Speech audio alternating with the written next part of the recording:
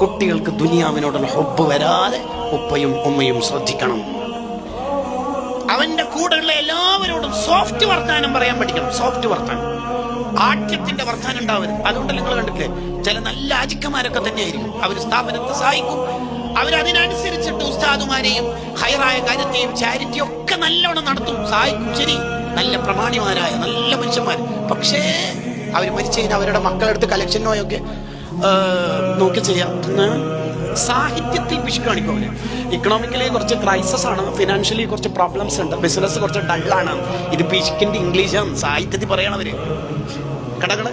അവരഥവാ എപ്പോഴെങ്കിലൊക്കെ നമ്മളെ സ്ഥാപനത്തിൽ വന്നാൽ 2 തക്കാഫിന്റെ ക്യാഷ് ആ ഓഫീസിൽ കൊടുത്തിട്ട് തിരിച്ചു പോകുമ്പോ അങ്ങനെ ഗേറ്റ് പൂട്ടിപ്പോയില്ലെങ്കിൽ 85 വയസ്സുള്ള ഒരു പാപ്പുണ്ടാവും അവിടെ.